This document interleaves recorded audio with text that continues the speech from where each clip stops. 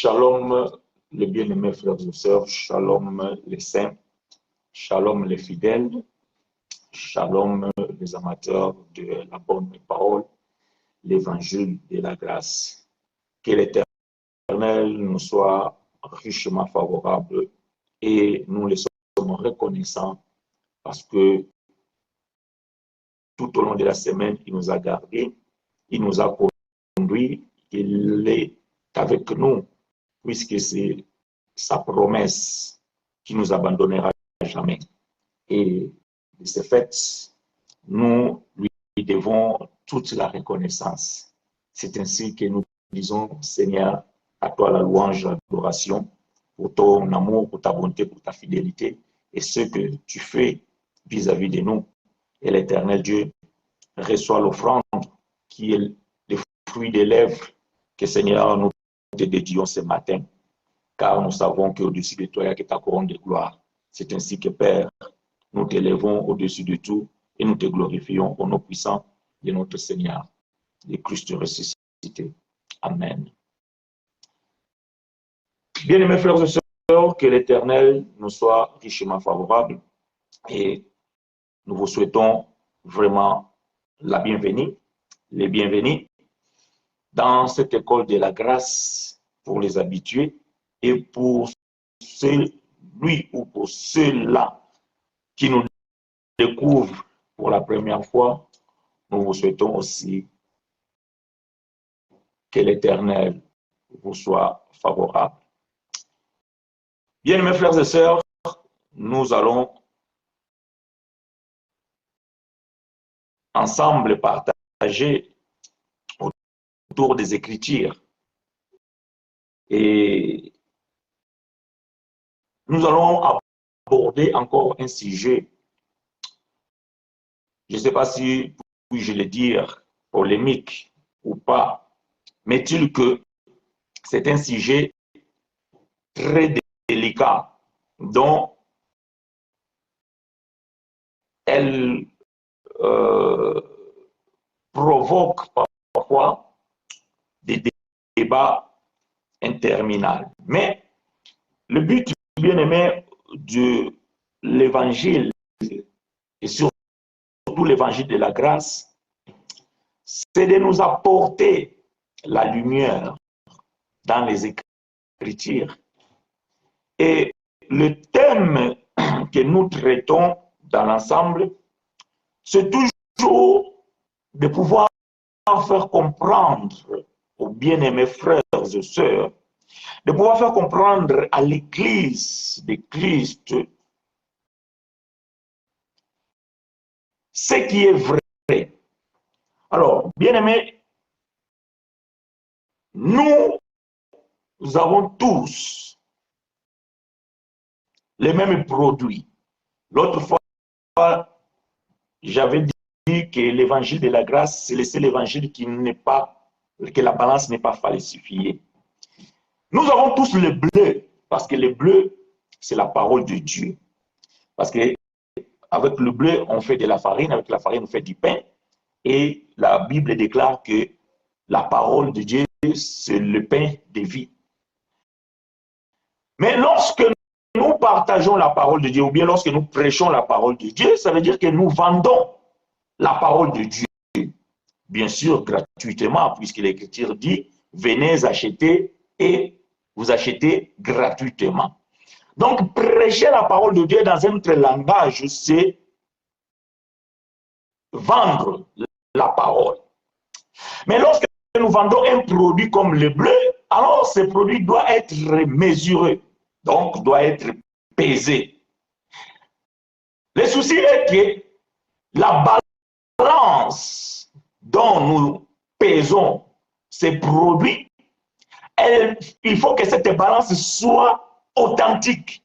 Il faut que cette balance ne soit pas trafiquée, afin que chacun reçoit la mesure qu'il est due. Et voilà pourquoi, bien aimé, lorsque nous prêchons l'évangile de la grâce, il se peut que certaines parmi nous ne reçoivent pas la mesure qui qu'ils en ont besoin.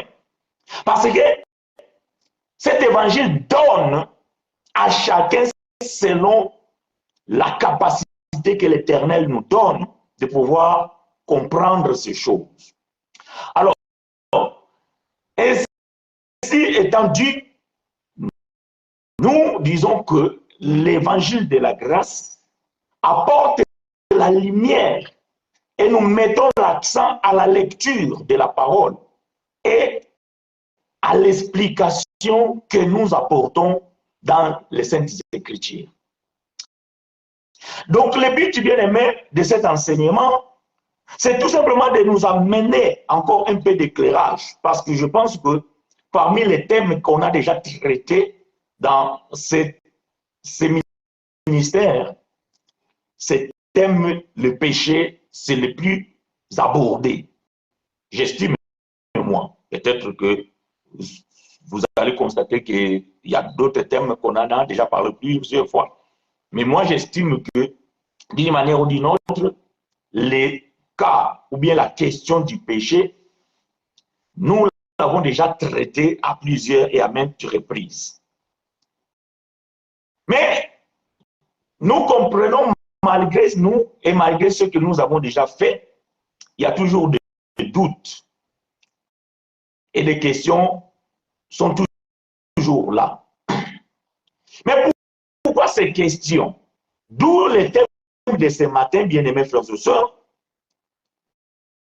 Le péché a repris vie à cause de la religion. Oh frère chinois, qu'est-ce que tu veux encore nous dire? Il n'y a rien de nouveau sous le soleil et frère chinois n'invente rien. Je vous ai toujours dit ici que j'ai toujours répété ce que nos aïeux ont commencé.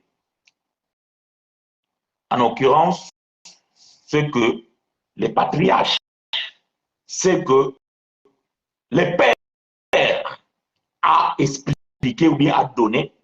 Et moi, je ne fais que répéter cela. Mais ce que nos aïeux ont écrit, cela aujourd'hui suscite beaucoup de débats. Mais pourquoi? Parce que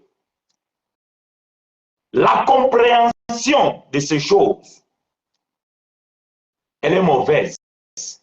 Mais pourquoi la compréhension elle est mauvaise?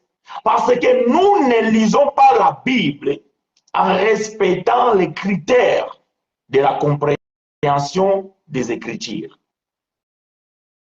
Et je pense que je ne cesserai pas de le dire.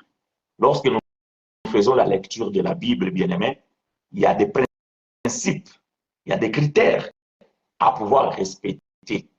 Et c'est alors, lorsque nous respectons ces critères, ces principes, que nous pouvons comprendre ou expliquer certaines portions des Saintes Écritures. Le péché a repris vie à cause de la religion.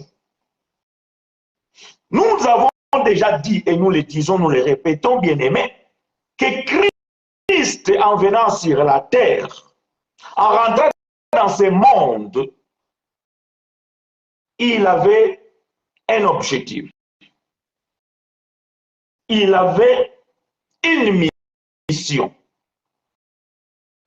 Quelle était la mission, bien-aimée, de Seigneur Jésus? Ça, bien-aimé, on est tous d'accord. Même nos bien-aimés qui sont dans la religion, même nous qui sommes dans la dispensation de la grâce, même ceux-là qui sont encore entre la loi et la religion, nous sommes tous d'accord pour dire que Jésus est venu pour ôter les péchés. Et alors, où est la divergence? La divergence se trouve que nous les croyons que Jésus a ôté le péché et le péché n'existe plus.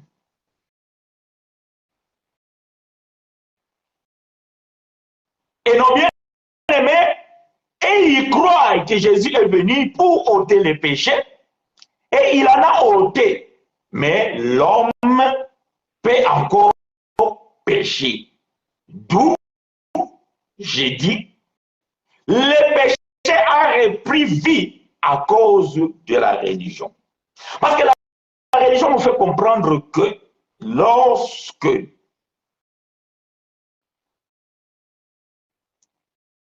on te prêche la parole de Dieu, étant pécheur, il faut que tu acceptes et que tu reçois Jésus comme Seigneur et Sauveur,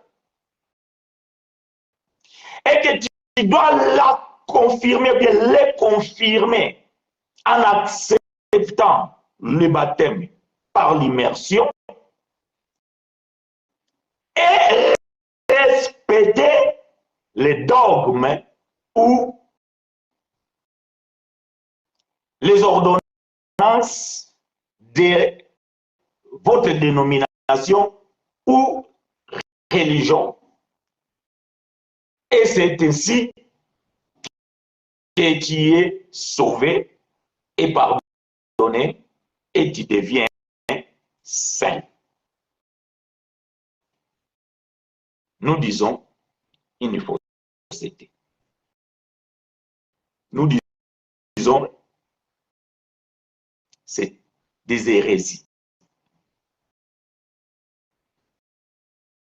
Si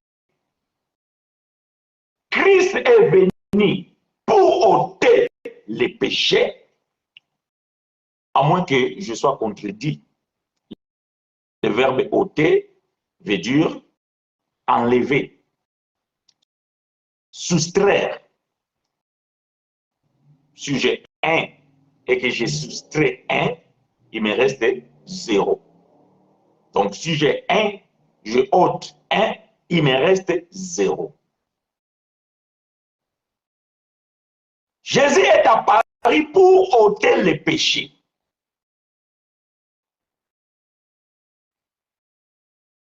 La question que nous posons, est-ce qu'il a fait ou pas? La réponse est oui. Alors si Jésus a ôté le péché, veut dire que le péché n'existe plus.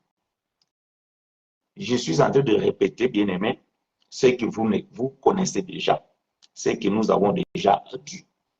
Mais aujourd'hui, je dis que le péché a repris vie à cause de la religion. Pourquoi? Parce que la Bible définit le péché étant transgression de la loi. Maintenant, lorsque vous allez ou vous fréquentez un ensemble et on vous prêche et on vous oblige à observer les ordonnances ou les lois, préceptes mosaïques, donc on vous ramène dans la loi de Moïse. Et de ce fait, bien-aimé, Frère Jacques va dire que si on n'observe pas toute la loi, si on échoue à un seul précepte de la loi, on a échoué dans toute la loi. Et de ce fait, vous avez transgressé la loi ou les lois données par Moïse ou données à Moïse par Dieu.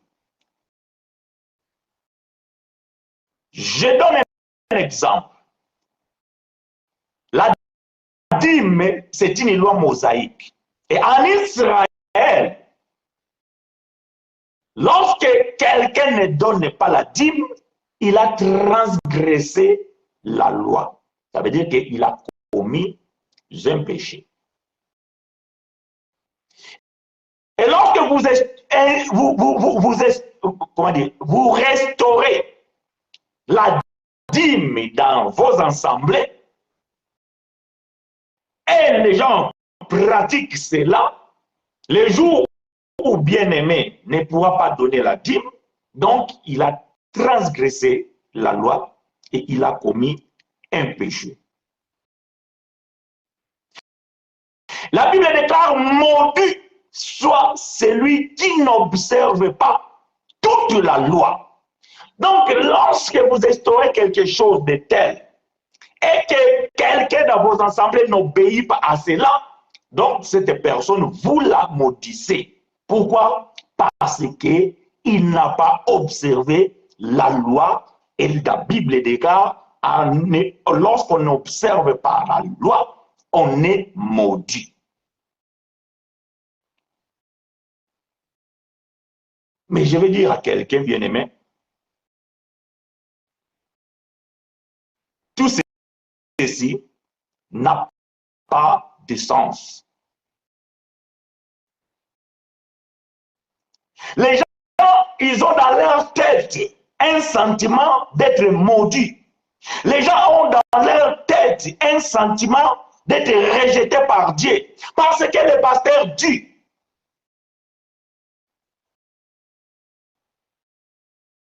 si vous ne donnez pas la dîme, vous êtes en train de voler Dieu. Vous êtes des voleurs. Mais moi, je vais dire que c'est l'inverse. Lorsqu'un pasteur exige la dîme, c'est un voleur. Je suis désolé pour ceux qui seront heurtés, pour les plus sensibles. Mais disons des choses telles qu'elles sont. Les Français disent qu'appelons le chat, chat. La Bible déclare que vous me volez, vous me volez. En quoi nous t'avons volé? Dans les offrandes et dans les dîmes. C'est ce que la parole de Dieu dit. Mais nous savons que la dîme, c'est une ordonnance mosaïque. Et cette loi aussi a été abolie. Non, frère chinois, toi, tu as mal compris la Bible. Ça, c'est ce que j'entends toujours. C'est ce qu'on m'a toujours dit. Moi, je n'ai pas bien compris la Bible. Jésus n'a pas aboli toute la loi. Jésus a aboli les lois sacrificielles. Et les autres lois, Jésus ne les a pas abolies. Donnez-moi les Écritures. Nous sommes faibles devant les Écritures. J'ai toujours dit, je suis faible devant les Écritures. Si quelqu'un me donne l'Écriture, que Jésus n'a pas aboli toute la loi mosaïque, et que Jésus a aboli juste une partie, c'est-à-dire les lois sacrificielles, ça veut dire qu'on ne peut plus amener des moutons, des pigeons pour être sacrifiés, et tout ça là, donc parce que Jésus a aboli. Mais les restes des lois, les lois morales, les lois, tout ça, Jésus ne les a pas abolis. Ça, c'est toujours en vigueur. Si quelqu'un me donne l'Écriture, je les reçois. On va lire ensemble et je vais vous dire ce que moi je comprends. Et si vous me convaincez, si vous arrivez à me convaincre, je me soumets à l'Écriture. Si du moins il y a l'explication convenable. Bien, frères et sœurs, posez-moi vos questions. N'hésitez pas. Nous allons parler, vous et moi. Ouvrons nos Bibles dans le livre des bien-aimés frères Paul aux Romains. Les pères, les patriarches, l'architecte, dans son livre aux nos frères de ce temps-là, Romains, dans son chapitre 7, dans son chapitre 7,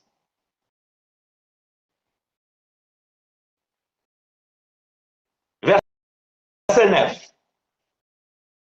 Aidez-moi à écrire ces choses, bien-aimés frères et sœurs. Que l'Éternel nous soit favorable. Romains chapitre 7. Nous allons lire ces chapitres à partir du verset 1er jusqu'au verset 11. Mais je vais introduire avec le verset 9. Romains chapitre 7, verset 9 dit ceci. Pour moi, étant autrefois sans loi, je vivais.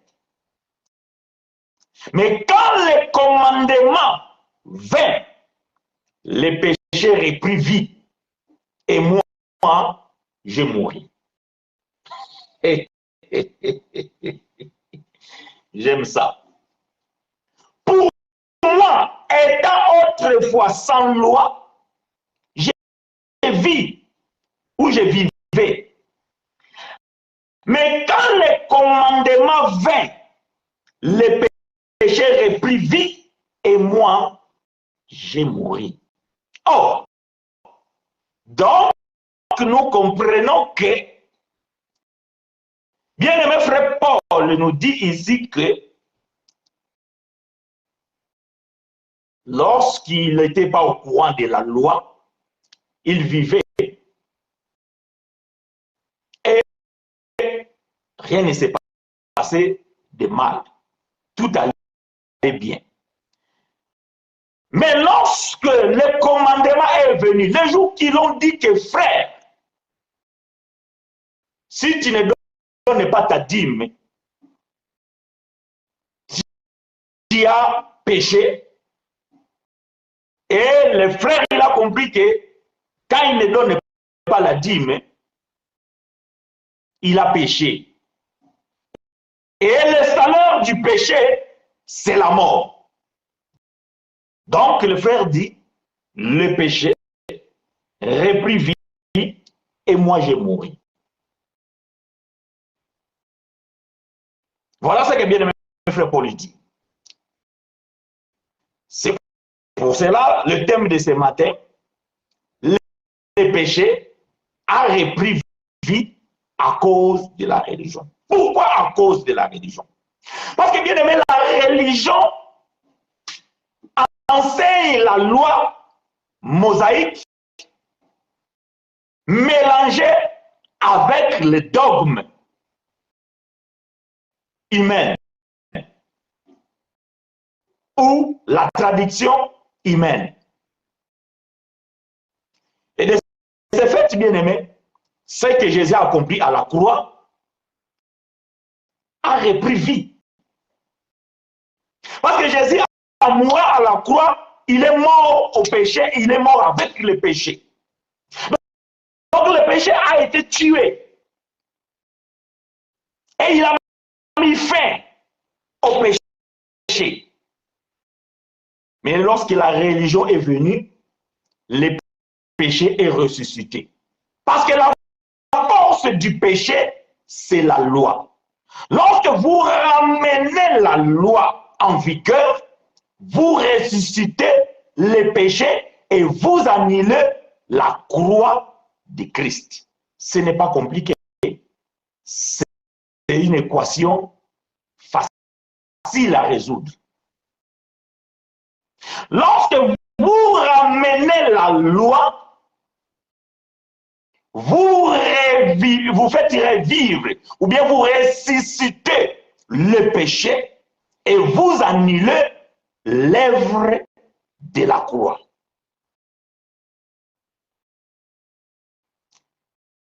Le but, bien aimé, de ces choses, c'est que vous puissiez avoir la connaissance. Parce que quelqu'un peut se dire, mais bon frère chinois, c'est quoi le but de savoir si le péché existe ou il n'existe pas? Non frère, c'est que la compréhension des Écritures, parce que là je parle du péché, je pouvais parler d'un autre thème, je pouvais parler du mariage et vous faire comprendre ici, vous expliquer que les mariages religieux, ce n'est pas biblique. Mais pourquoi les gens disent que c'est Dieu qui a instauré le mariage? Voyez-vous? Donc c'est la façon dont les gens lisent la Bible. Elle est mauvaise et fait que nous faisons des choses, bien nous pratiquons ce que nous devions plus ou nous ne devions pas pratiquer. D'où bien aimé, j'amène un thème et j'apporte l'éclairage, j'apporte l'explication, afin que vous puissiez comprendre ce qui est réellement ou ce qui s'est passé réellement. À moins qu'on n'y croit pas à la Bible. Et je pense que le fait que vous ouvrez la Bible, bon, on peut aussi ouvrir la Bible et ne pas croire.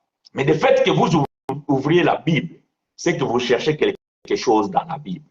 Et si vous cherchez quelque chose dans la Bible, c'est que vous pensez trouver en elle quelques bénéfices.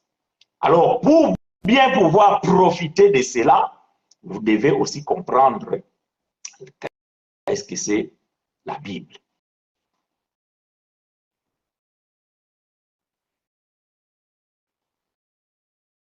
Verset 1er, Romains chapitre 7, verset 1er, jusqu'au verset 11. Romains chapitre 7, verset 1er jusqu'au verset 11. Je lis pour vous et avec vous. Ignorez-vous, frères, car je parle à des gens qui connaissent la loi. Que la loi exerce son pouvoir sur l'homme aussi longtemps qu'il vit. Ainsi, une femme est mariée et liée par la loi à son mari tant qu'il est vivant. Mais si le mari meurt, elle est dégagée de la loi qui l'a liée à son mari. Si donc, du vivant de son mari, elle devient la femme d'un autre homme, elle sera appelée adultère. Mais si le mari meurt, elle est affranchie de la loi, de sorte qu'elle n'est point adultère en devenant la femme d'un autre. Je mets une pause, parce que je ne peux pas passer comme ça sans dire quelque chose ici. Voyez-vous, bien-aimés, lorsque un couple traverse des turbulences dans leur relation, lorsque un couple souffre dans leur relation et qu'ils envisagent la séparation ou le divorce, très souvent, je n'ai pas dit tout le temps, très souvent, lorsqu'ils font l'appel aux hommes de Dieu, les éminents serviteurs, la plupart du temps, on amène ces versets ici pour dire que, frères, sœurs, voyez-vous, la Bible dit qu'une femme mariée à un homme ne peut pas se séparer. S'il se sépare, il ne peut pas se marier si l'homme est encore vivant, et ainsi de suite, tout cela, patati patata. Ce qui est une fausseté. Mais frère Chino, toi, tu n'as jamais été d'accord avec tout ce que les autres font. Non, moi, je suis toujours d'accord avec les Écritures. Je n'ai pas besoin d'être d'accord avec les autres. Je suis en accord avec les Écritures. Pourquoi? Parce que, bien aimé, je comprends qu'un coiffeur, lorsqu'il prend la Bible et qu'il lit, il va s'arrêter au verset 3. Parce que s'il continue, tout ce qu'il a dit est annulé. Donc, lorsque tu apportes ces écritures-là pour pouvoir réconcilier un couple qui est en train de se séparer, il faut s'arrêter au verset 3. Parce que si tu continues la lecture, tu as échoué. Alors, il faut être un bon coiffeur pour ne pas laisser les traces qu'il y a la continuité. Il faut bien couper, que les gens ne voient pas que le verset 3 a une suite. Et comme je sais que ces bien-aimés-là, ce sont des bons coiffeurs, ils savent bien faire les choses. Oh, mais ici, non, bien-aimés, ici, nous devons expliquer cette portion de l'écriture. Mais moi, je ne vais pas l'expliquer. Parce que c'est lui qui a écrit, qui a commencé au verset 1er, il va donner l'explication du 3 premiers versets à partir du verset 4. Frère Paul, il va donner l'explication du pourquoi du verset 1, 2 et 3. Parce que quand Paul a écrit ces choses, il n'a pas écrit ça à un couple qui était en train de divorcer. Quand Paul a écrit ces choses, il n'avait pas écrit ça dans un foyer où ils avaient un conflit marital. Non. Paul a écrit cela il a envoyé ça à un groupe des individus qui étaient rassemblés pour former l'Église, corps de Christ. Maintenant, Paul va expliquer qu'est-ce que cela voudrait dire. Verset 4. De même, mes frères, vous aussi avez été par le corps de Christ mis en mort en ce qui concerne la loi, pour que vous apparteniez à un autre, à celui qui est ressuscité des morts, afin que nous portions des fruits pour Dieu. Ah! Donc, le frère Paul exhorte ici que le premier mari était Jésus. Et aussi longtemps que Jésus n'était pas mort, vous ne pouvez pas vous marier à un autre mari qu'on appelle Christ. Si vous le faisiez, vous serez considérés comme des adultères. Le Seigneur a dit, c'est à cause de la dureté de nos cœurs, et cela ne peut être possible sauf en cas d'adultère. Merci, sœur Ina Christiane. À suivre. Je ne vais pas rentrer là-dedans parce que je vais ouvrir une parenthèse qui va être indéterminable. Mais, bref, sachez que ce que la sœur a écrit, ça se trouve dans le livre de Matthieu chapitre 19, et c'est une loi aussi. Alors, Paul dit que le premier homme était Jésus, de Nazareth bien sûr. Et le deuxième homme, c'est le Christ ressuscité. Voilà pourquoi lorsque nous disons qu'il y a une différence entre Jésus de Nazareth et le Christ ressuscité. Donc Paul ici nous fait comprendre bien qu'il y a deux hommes. Donc pour que nous, premièrement eux, à leur temps, mais nous aussi nous sommes considérés là-dessus. Je vais expliquer pourquoi. Pour que nous puissions dire que nous sommes l'épouse de Jésus Christ, il faut que le premier homme meure.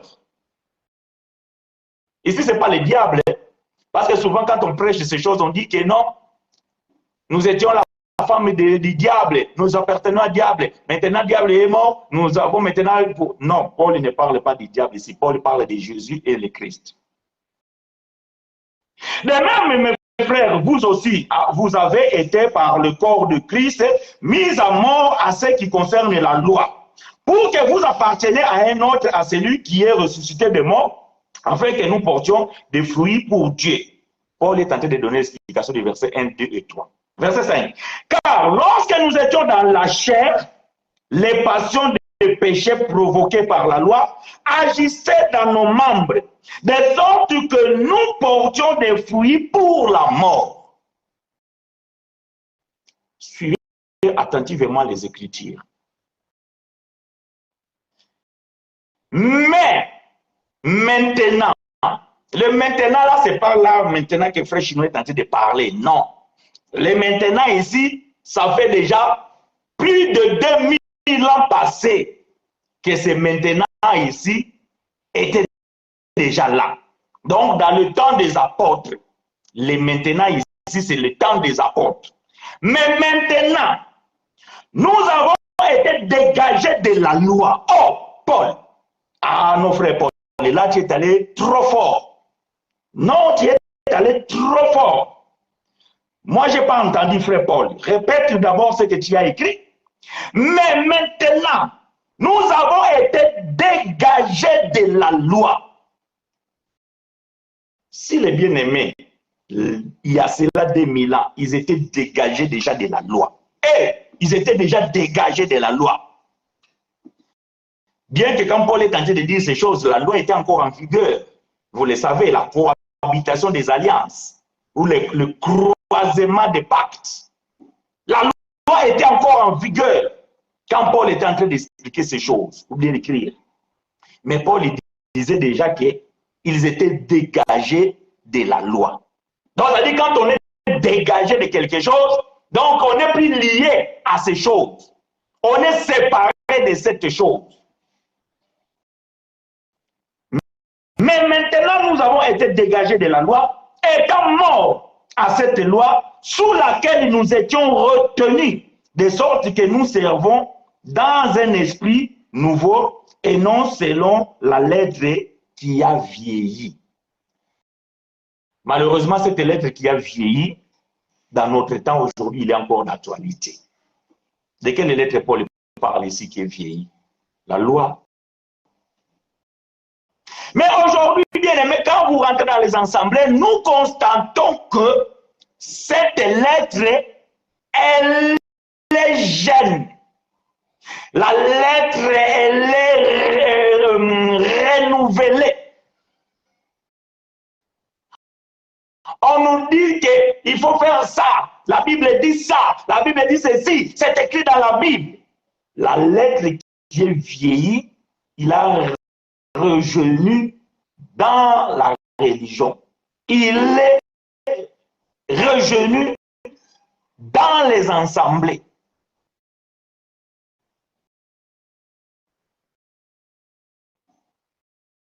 Verset 7. Que dirons-nous donc? La loi est-elle péché? Loin de là. Mais je n'ai connu le péché que par la loi, car je n'aurais pas connu la convoitise si la loi ne dit tu ne convoiteras point. Donc, le péché est venu, ou bien le péché rentre par la connaissance de la loi. Si on ne te dit pas que ça, c'est interdit, donc tu ne le sais pas. Et quand tu le fais, tu penses que c'est quelque chose de normal. Mais le jour où on te dit que cela est interdit et que toi, tu le fais, tu désobéis. Alors, tu as la sentence. Verset 8. Et le péché saisissant l'occasion produisit à moi par le commandement toutes sortes de convoitises. Point viril. Car sans la loi, le péché est mort. Car sans la loi, le péché est mort. La question que nous devons nous poser, est-ce que la loi, elle est d'actualité? Aujourd'hui, pouvons-nous dire que la loi est d'actualité? Non. Nous savons tous que Christ a mis fin à la loi. Romains, chapitre 10, verset 4. Christ est la fin de la loi. Pour ceux qui croient, et nous le croyons, pour ceux qui ne croient pas, donc, le péché n'est pas mort. Le péché est vivant. Le péché a repris vie parce que ceux qui ne croient pas que Christ a mis fin à la loi, donc ils font revivre le péché par la loi. Car la force du péché, c'est la loi. Lorsque vous ramenez la loi, vous faites revivre le péché et vous annulez la croix de Christ. Et vous ne croyez pas à l'œuvre de la croix. Merci, sœur Ina Christiane, pour le partage. Que l'Éternel te soit favorable. Vous pouvez aussi le faire si vous le voulez, partager la vidéo. Car sans la loi, le péché est mort. Pour moi, étant autrefois sans la loi, je vivais. Mais quand le commandement vint, le péché reprit vie et moi, j'ai mouru. Combien des hommes et de femmes, combien des enfants de Dieu aujourd'hui sont morts dans l'ignorance. Mon peuple périt faute de connaissance. Combien aujourd'hui sont morts, faute de connaissances? Combien aujourd'hui se sentent maudits, condamnés, faute de connaissances? Combien aujourd'hui pratiquent la loi mosaïque, croyant faire l'œuvre de Dieu, faute de connaissances? Et ils sont morts. Quand je parle ici mort, je ne parle pas de la mort physique. Je parle de la mort spirituelle. Faute de connaissances, les peuples périssent ou périt. Verset 10. Ainsi, le commandement qui conduit à la vie se trouva pour moi conduire à la mort. Car le péché, saisissant l'occasion, me séduisit par le commandement et par lui me fit mourir. Voyez-vous bien, mes frères et sœurs, lorsque nous ne croyons pas à l'évangile de la grâce, lorsque nous ne croyons pas à la révélation de la parole de Dieu, nous faisons revivre les péchés par l'observation de la loi mosaïque. Bien sûr que ignoramment, voilà pourquoi nous sommes là, pour ôter le voile, afin que vous ne soyez plus dans l'ignorance. S'il y a des questions, posez-moi vos questions. Si un bien-aimé pense ne pas pouvoir écrire ou il ne veut pas écrire et qu'il veut m'appeler, demande-moi le numéro et je te donne le numéro et tu peux poser ta question vocalement si tu le veux. Mais soyez libre de pouvoir poser vos questions afin que nous puissions vous répondre. Le péché est mort ou n'est pas mort?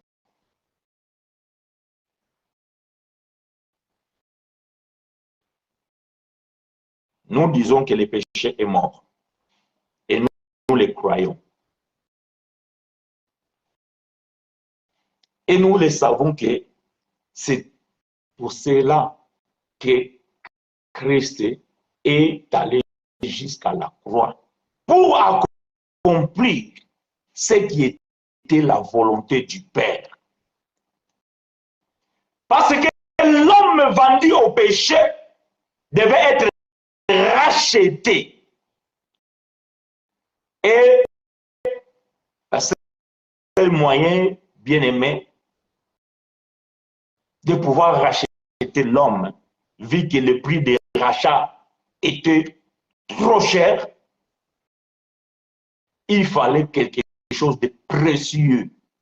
Il fallait, bien aimé, quelque chose de plus de valeur pour pouvoir racheter l'homme vendu au péché.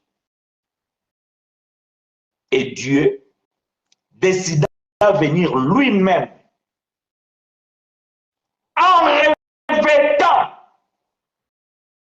la chair humaine dotée du sang pour aller mourir à la croix afin de mettre fin au pouvoir qui donnait la mort. Hébreux chapitre 2. Je vais voir dans la version Semeur, peut-être j'aurai un langage plus simple. Hébreux chapitre 2, dans son verset 14. Hébreux chapitre 2, verset 14. Je lis pour vous et avec vous la version Semeur. Ainsi donc,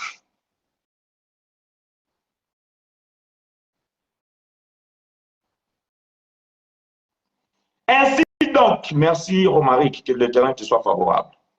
Ainsi donc, puisque ces enfants sont unis par la chair et le sang, lui aussi qui, écoutez bien, ainsi donc, puisque ces enfants sont unis par la chair et le sang, qui sont ces enfants qui sont unis par la chair et par le sang?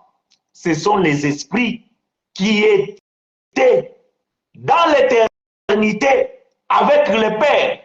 Or, le Père, il est esprit. Et ses enfants aussi sont des esprits. Mais lorsqu'il envoie ces esprits qui sont ses enfants dans le monde, il les a dotés de la chair et du sang. Puisque nous étions semblables à lui, puisque lui, il est esprit, et nous aussi, nous sommes des esprits. Mais lorsque nous sommes rentrés dans le temps, il nous a dotés du sang et de la chair, ou du moins par l'ordre de la chair et du sang. Mais lorsqu'il a voulu maintenant venir racheter celui qui est tombé, celui qui a été vendu au péché, lui aussi, voyez-vous, donc lui esprit, qui est le père des esprits, lui aussi,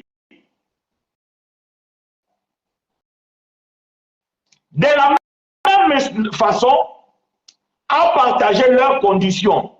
Quelles conditions? Donc, il a aussi pris la chair et le sang. Il a fait pour réduire à l'impuissance par la mort celui qui détenait le pouvoir de la mort, c'est-à-dire le diable. Ah! Qui avait le pouvoir de la mort? C'est le diable. Maintenant, le diable qui avait le pouvoir de la mort, pour qu'il ne cause plus la mort, il fallait que Dieu vienne, porte la chair et le sang pour mourir. Et sa mort a anéanti celui qui avait le pouvoir de donner la mort, c'est-à-dire le diable. Si nous rentrons dans la terminologie religieuse, le diable, c'est un être. C'est un être avec des cornes, avec trident et un méchant. Mais nous comprenons que dans la révélation ici que le diable, c'est, comment dirais-je,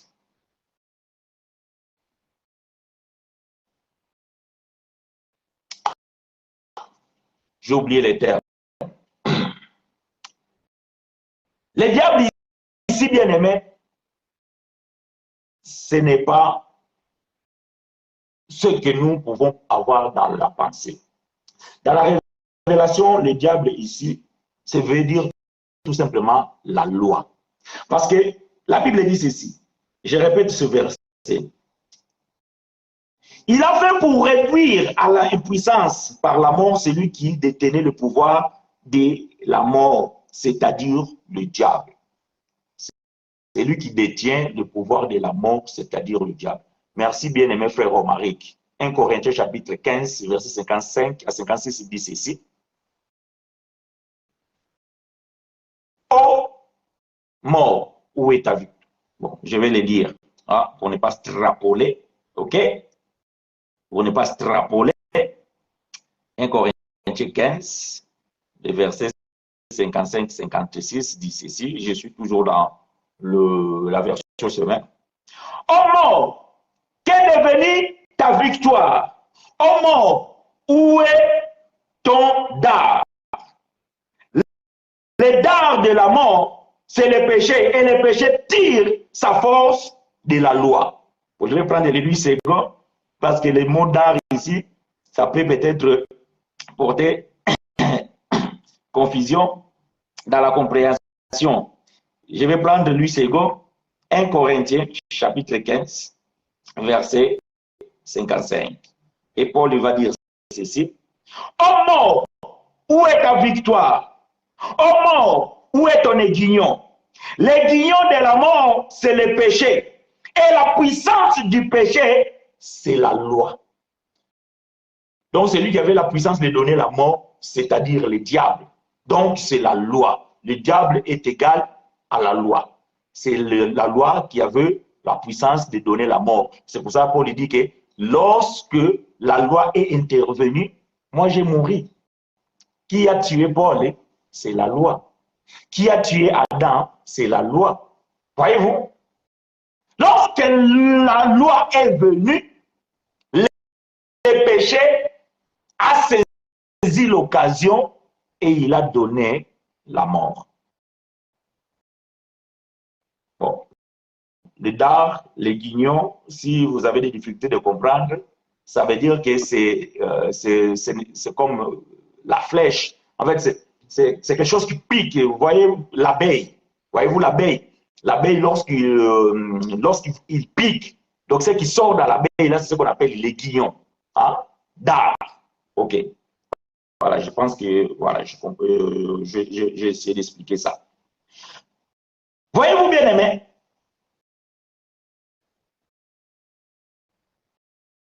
La force, frère Paul il dit, la force du péché, c'est la loi. Donc lorsque vous faites revivre la loi, ou bien lorsque vous ramenez la loi, vous faites revivre les péchés. Voilà pourquoi aujourd'hui, tous les pasteurs, tous les prédicateurs, ils disent les péchés, vous êtes des pécheurs, ou c'est ceci, il faut se convertir. C'est bien de se convertir. La conversion, elle est bien. Mais quand nous sommes en train d'expliquer ces choses, il faut que nous puissions expliquer ce qui est le péché et ce qui est le mal ou l'offense. Parce qu'il y a une différence entre l'offense et le péché aussi. Et quand nous ne faisons pas la différence de ces choses, donc nous semons la confusion dans la tête de ceux qui nous suivent. Parce que quelqu'un qui lit dans la Bible, dans sa Bible, que Jésus a ôté les péchés, et que vous lui dites que tu es encore un pécheur, moi, sincèrement, ça peut me poser un problème. J'ai bien dit, ça peut me poser un problème, mais cela ne me posera pas le problème parce que j'ai la connaissance. Mais imaginez celui qui n'a pas de connaissance. Prenez par exemple un enfant, ou bien même un homme, un grand homme, ou bien une grande femme, qui vient d'embrasser l'évangile pour la première fois. Et en lisant sa Bible, il arrive, par exemple, dans 1 Jean chapitre 3, verset 5, ou bien Jean chapitre 1, verset 29, que Jésus est l'agneau de Dieu qui ôte le péché du monde.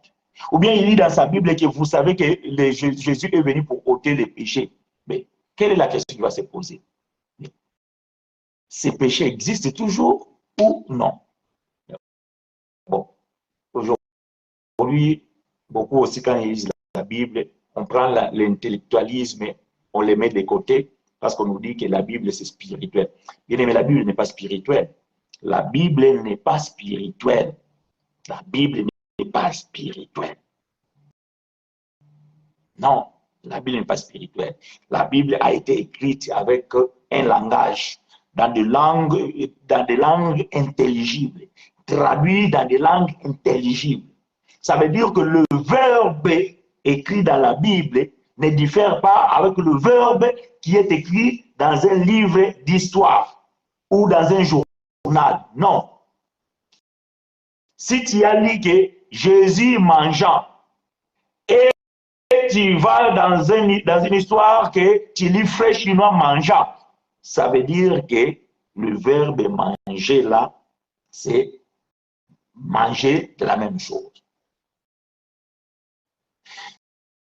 Lorsque la Bible, la spiritualité intervient dans la Bible, c'est que nous touchons la révélation, nous touchons la prophétie. Mais bien aimé, une doctrine n'est pas basée sur une révélation ou sur une prophétie. Non, une doctrine, c'est un fait. Voilà pourquoi, bien aimé, quand vous voulez que les gens pratiquent quelque chose, vous devez le montrer dans l'écriture noir sur blanc. Mais quand vous prenez une écriture, vous la extrapolez et vous dites que ça c'est la révélation, et la révélation dit qu'il faut faire ceci. Un autre frère aussi peut prendre la même écriture, il va aussi l'extrapoler, il va sortir encore une autre révélation. Maintenant, cette écriture-là, nous allons la pratiquer combien de fois et comment? Nous allons suivre ce que frère Chinois a pris comme révélation ou ce que frère Jean-Manuel a pris comme révélation. Nous allons suivre ce que frère André a pris comme révélation ou nous allons suivre ce que le frère Edouard a pris comme révélation. Une doctrine. La doctrine, c'est la pratique c'est la pratique d'une vie chrétienne.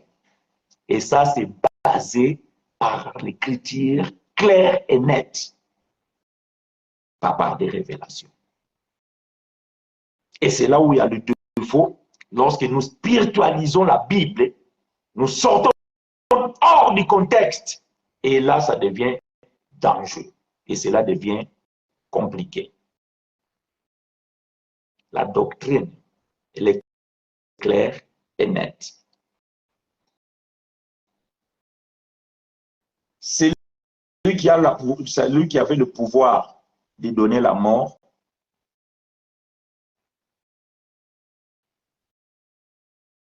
Était le diable, c'est-à-dire la loi. Romains chapitre 5. Romains chapitre 5.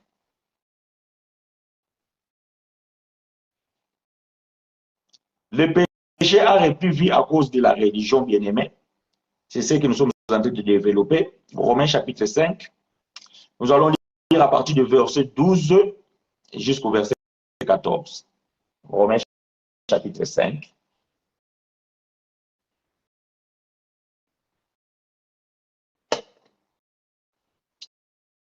Je lis pour vous et avec vous Romains chapitre 5, verset 12 à 14.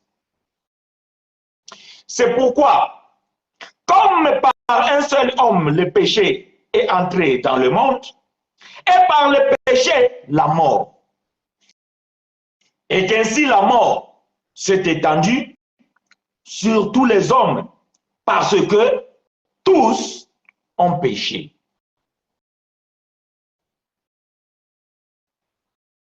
Est-ce que j'explique ça ou bien je continue? Je continue. Car jusqu'à la loi, le péché était dans le monde. J'ai toujours dit, j'aime les gens qui respectent la Bible, la lecture. Et comme j'ai toujours dit, quand vous lisez la Bible, vous respectez le temps verbal, les contextes du texte, les contextes circonstanciels, les contextes historiques, l'auteur du livre.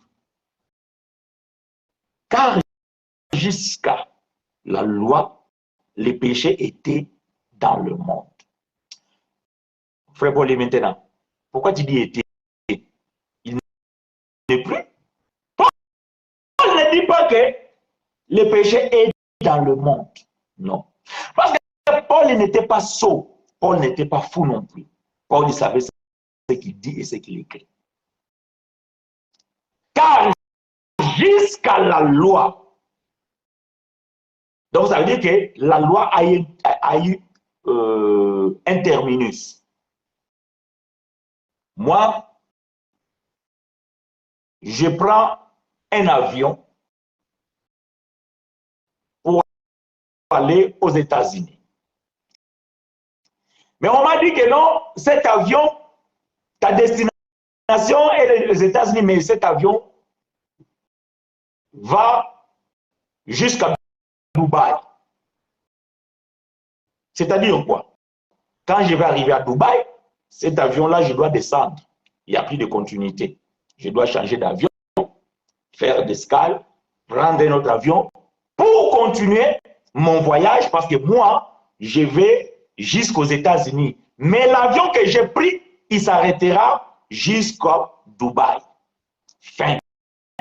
Cet avion ne continuera plus son voyage parce que le terminus, c'est Dubaï.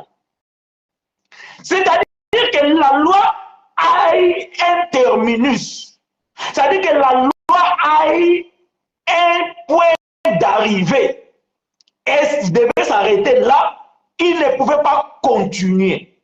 C'est ce que l'Écriture veut dire ici. C'est ce que l'Écriture est en train de dire. Jusqu'à la loi, le péché était dans le monde. Pourquoi Paul dit était dans le monde? Parce que la loi devait prendre fin. Et lorsque la loi a pris fin, le péché aussi s'est arrêté. Parce que la loi est le véhicule qui conduit le péché. Ah non, vous ne croyez pas? Bon, je continue la lecture.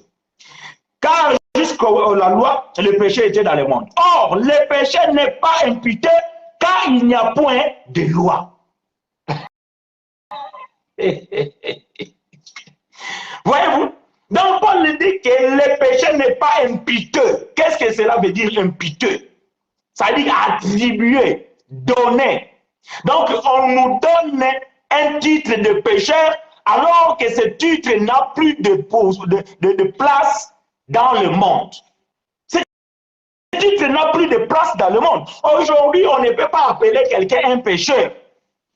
Parce que le véhicule qui véhiculait le péché, c'était la loi. Et lorsque la loi a pris fin, et les passagers aussi est mort. Les passagers de la loi ici, c'est le péché. Le péché ne peut pas bouger si la loi ne l'amène pas. Est-ce que vous comprenez? Je parle un langage sobre pour que cela soit bien compréhensible. Le péché est véhiculé par la loi. Si la loi ne bouge plus, le péché aussi ne bouge plus. Si la loi est mort, le péché aussi est mort. Et Paul dit que là, quand il n'y a point, plutôt, le péché n'est pas imputé quand il n'y a point la loi. Verset 14. Cependant, la mort a régné depuis Adam jusqu'à Moïse. Ah, qui est Moïse? Les prophètes? Non. Moïse ici, ce n'est pas le prophète. Moïse ici, c'est la loi. Ah, tu n'es pas d'accord. 2 Corinthiens chapitre 3, à partir du verset 14, Paul va dire, jusqu'à présent, lorsqu'ils lisent l'Ancien Testament, le voile est tombé dans leur visage. Jusqu'à ce jour, lorsqu'ils lisent Moïse, qu'est-ce que cela veut dire lire Moïse? Moïse était déjà mort. Quand Paul écrivait, Moïse était déjà mort. Comment on peut lire Moïse alors que Moïse n'existe plus? C'est la loi. Donc, cependant, la mort a régné depuis Adam jusqu'à Moïse. Même sur ceux qui n'avaient pas péché par l'une transgression semblable à celle d'Adam, lesquels est la figure de celui qui devait venir. Voyez-vous? La mort a régné depuis Adam jusqu'à Moïse. Et après, il n'y a plus, aujourd'hui la mort ne règne plus. La mort ne peut plus régner. Oh, mais pourquoi la mort ne peut plus régner? Parce que il prenait son pouvoir par la loi. Et comme Christ a mis fin à la loi, la mort est mort. C'est pas la tautologie. La mort est mort. Parce que le pouvoir le pouvoir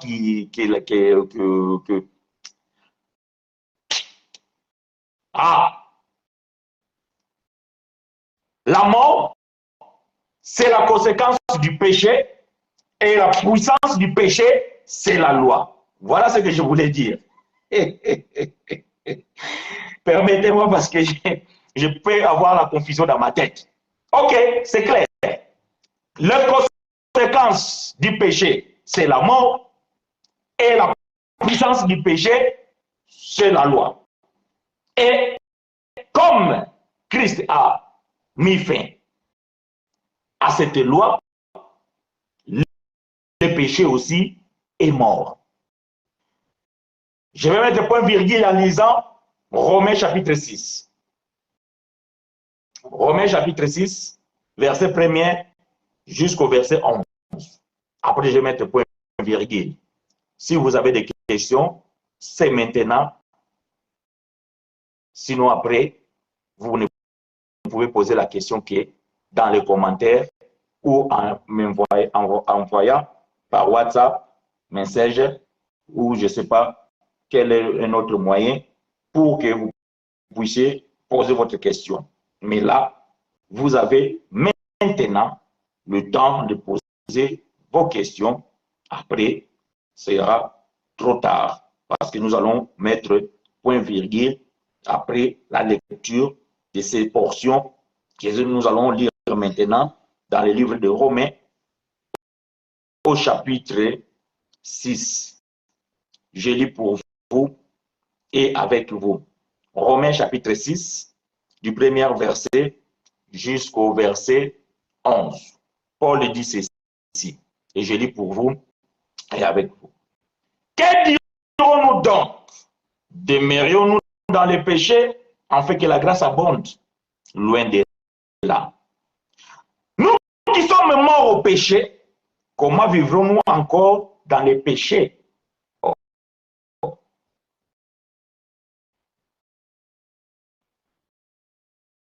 Est-ce qu'aujourd'hui, il y a des gens qui vivent dans les péchés?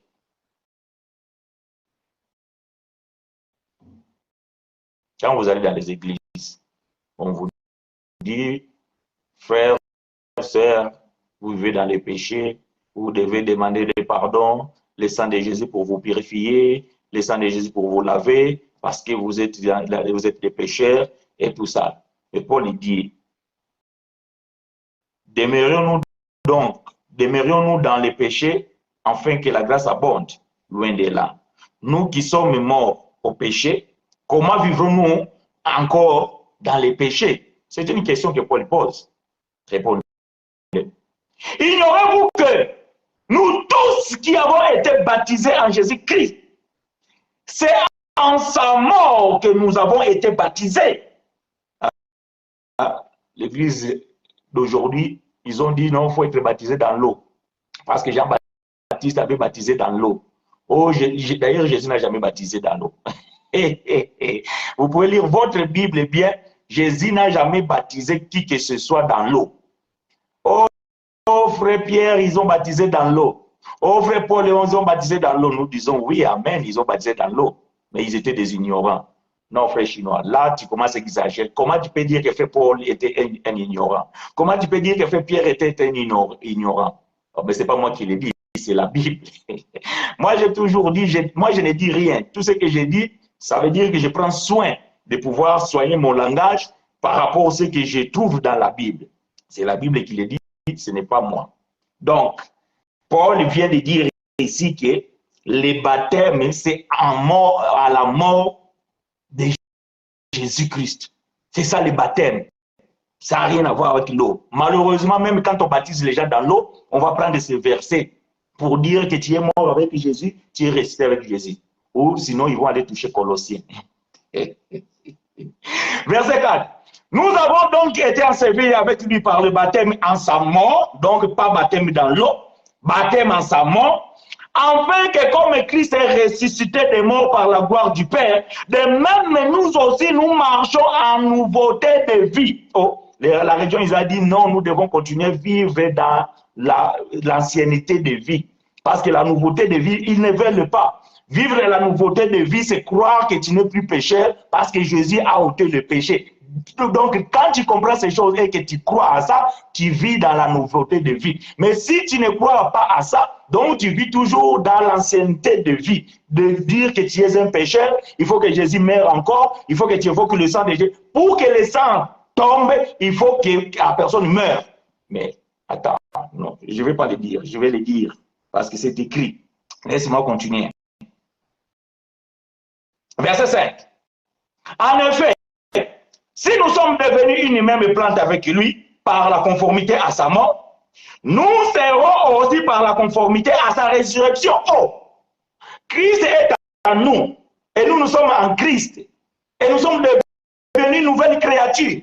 Si quelqu'un est en Christ, il est devenu une nouvelle créature. Ça veut dire quoi? Ça veut dire que si Christ est mort, le corps aussi qui est l'Église était mort avec lui.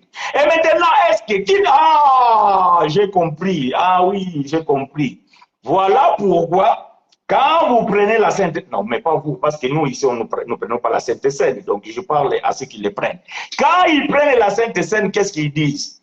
Ceci est le corps de Christ et le vin, là, c'est le sang de Jésus. Faites ceci en mémoire de Jésus. Chaque fois que vous le faites, vous appelez à sa mort. Oh! Oh là là là là là là là là là, quelle bêtise. Vous appelez à la mort de qui? Donc, quand vous prenez ça, vous appelez à sa mort. C'est ça qui est écrit, hein? Je n'invente rien. Et c'est ce qu'ils disent dans les assemblées. Moi-même, je le faisais. Voilà pourquoi je connais ces choses. Moi-même, je le faisais. Nous appelons à sa mort. Donc, nous disons qu'en prenant le vin et le pain, Jésus doit encore mourir. Voilà pourquoi nous invoquons... Non, je m'arrête. Voilà pourquoi ils invoquent le sang de Jésus, parce qu'ils ont un Jésus qui peut mourir plusieurs fois. Il suffit que tu déclares Jésus meurt encore et envoie-moi ton sang, et là où il est au ciel, il meurt.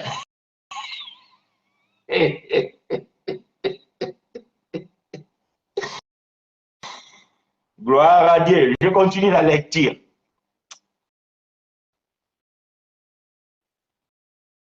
Verset 5. En effet, si nous sommes devenus une même plante avec lui, par la conformité à sa mort, nous le serons aussi par la conformité à sa résurrection. Sachant que notre vieil homme a été crucifié avec lui. Le vieil homme ici, c'est Adam. Le vieil homme ici, c'était l'homme avant, les gens qui ont vécu le temps de la loi. Donc, c'était le vieil homme, c'est Israël physique. C'était le vieil homme. Parce que l'Église n'était pas encore avant la croix. Maintenant, quand Christ meurt, il ressuscite, le nouveau homme, voyez-vous, voilà pourquoi Paul dit que de deux, il a fait un seul homme. Ça, c'est Éphésiens chapitre 2. De deux, donc, ça veut dire qu'Israël physique et les étoiles du ciel, donc les étoiles de la terre et les étoiles du ciel, sont devenus un seul corps qui est maintenant l'Église. Ça, c'est l'homme nouveau. Et le vieil homme, Paul dit, sachant que notre vieil homme a été crucifié avec lui, afin que le corps du péché fût détruit, pour que nous ne soyons plus esclaves du péché. Et pourquoi on ne peut pourquoi on ne peut plus être l'esclave du péché? Parce que le péché est mort. Oh non, ce n'est pas moi qui le dis. Écoutez, car celui qui est mort est libre du péché. Pourquoi il est libre du péché? Oh, en 1980, je ne sais pas combien, l'abolition de l'esclavage, bien que l'esclavage aujourd'hui est déguisé. Mais officiellement, l'esclavage n'existe plus parce que a été aboli. De même aussi, celui qui est mort est libre du péché.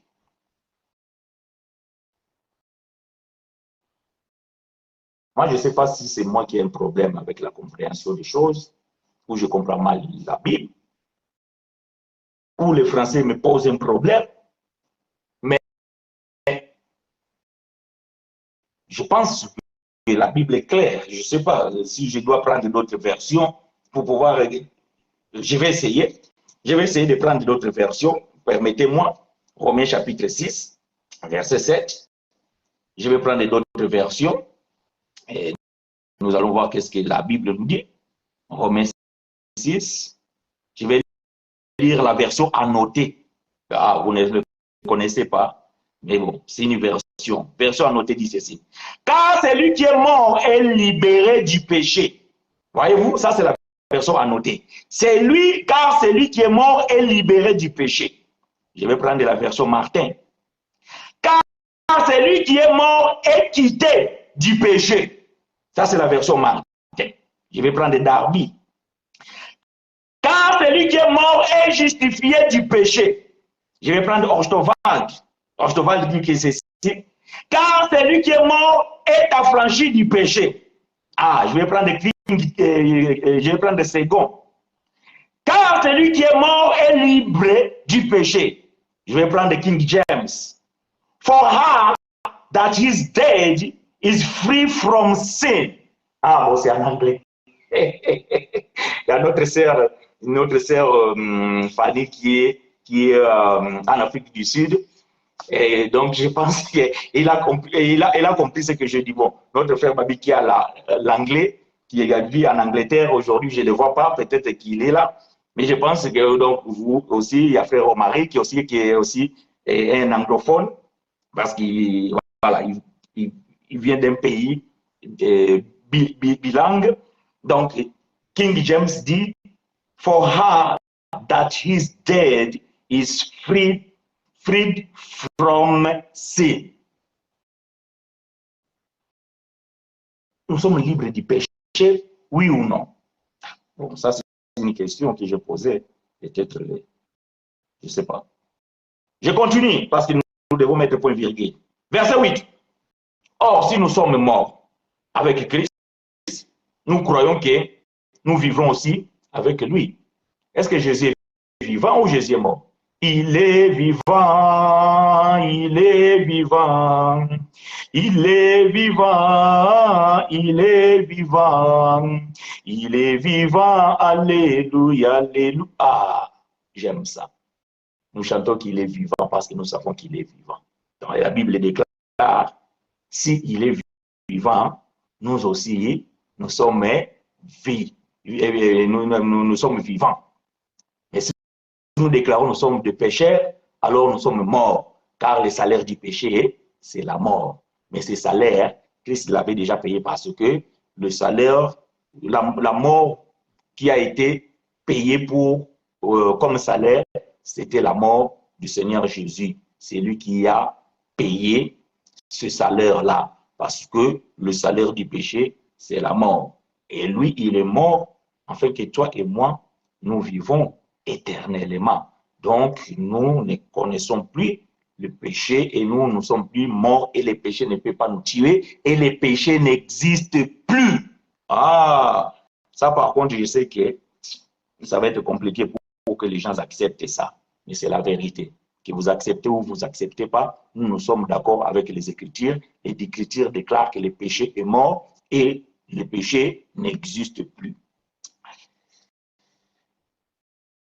Verset 10. Car il est mort, et c'est pour les péchés qu'il est mort, une fois pour toutes. Voyez-vous? Tout à l'heure, j'ai dit que quand vous prenez la Sainte Seine et vous récitez 1 Corinthiens chapitre 11, en disant que Paul l'a recommandé, d'ailleurs, c'est que Paul n'a pas recommandé, parce qu'un jour, nous allons revenir là-dessus, parce qu'on en a déjà parlé de la Sainte Seine, et nous allons revenir un jour là-dessus, parce que jusqu'à aujourd'hui, il y a beaucoup de gens qui ont toujours des difficultés là-dessus. Vous dites que non, Paul il a dit, à chaque fois que vous faites ceci, vous appelez à la mort et à la résurrection. À la mort de qui?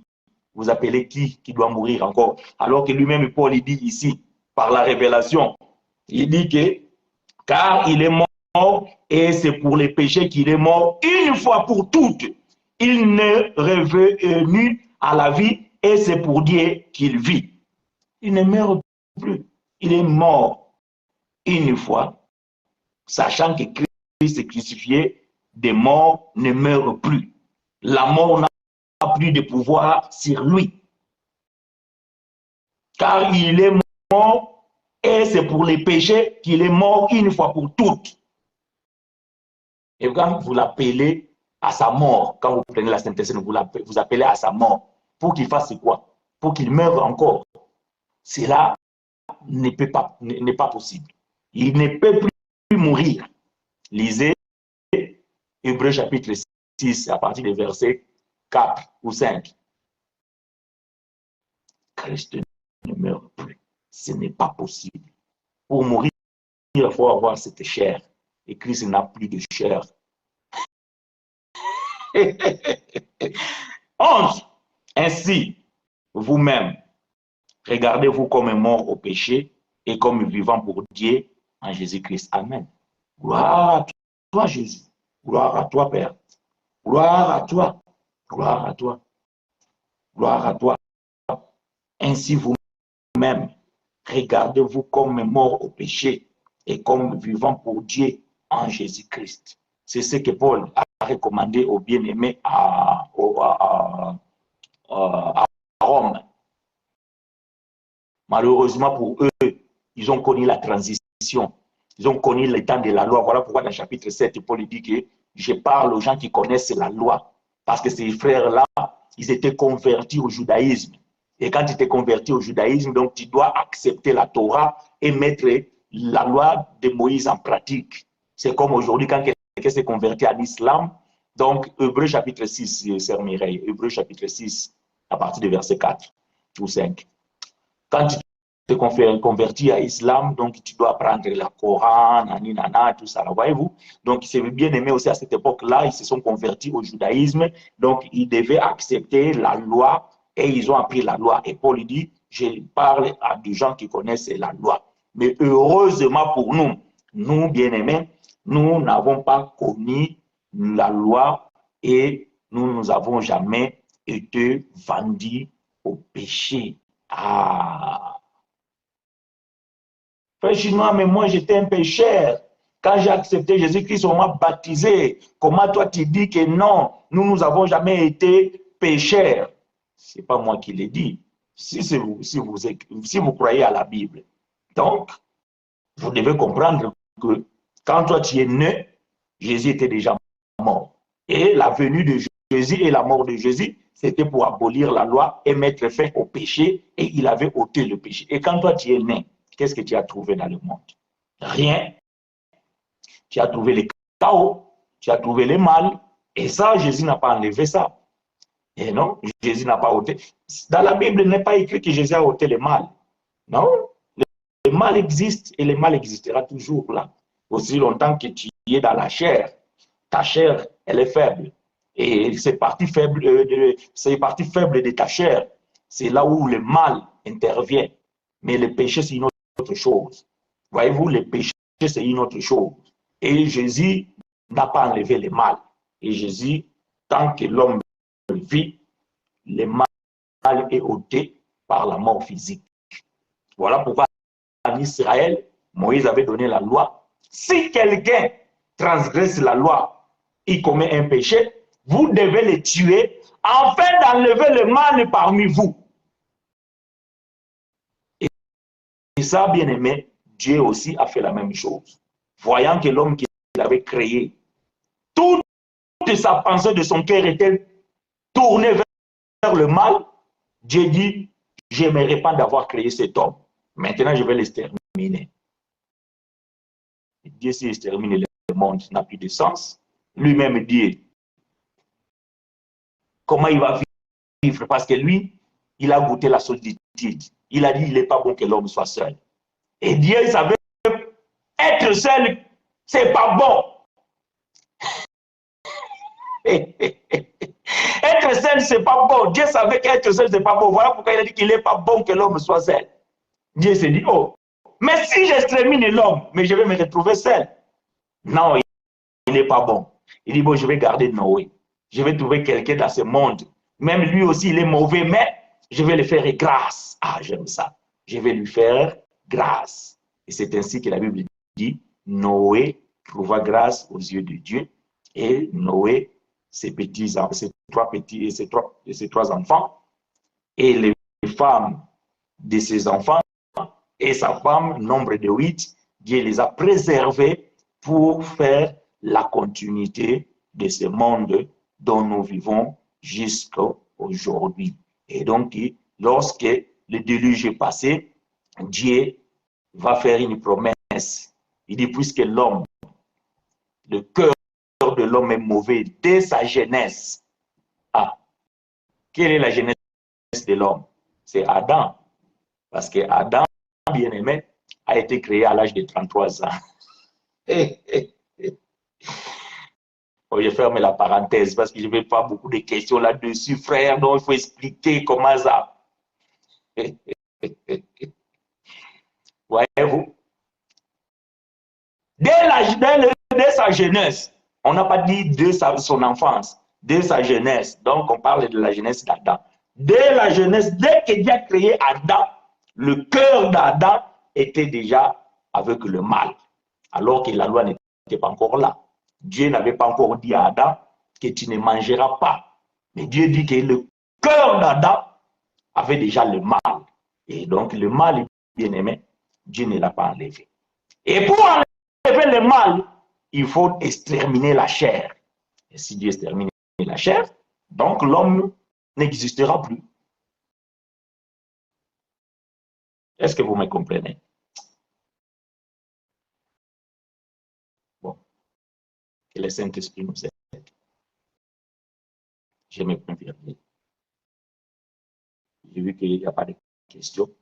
C'est ça, c'est des choses très simples à comprendre. Donc même quelqu'un qui vient de croire, qui vient de, comment dirais-je, quelqu'un qui vient d'embrasser l'évangile pour la première fois, donc il me comprend facilement. Voilà pourquoi ce genre de thème ne peut pas susciter des questions. Mais si les questions ont, donc vous pouvez toujours nous contacter d'une manière ou d'une autre. Vous avez tous nos contacts, tous nos supports. Je vais vous demander, bien-aimés frères et sœurs, pour ceux qui peuvent partager la vidéo, allez vous abonner sur notre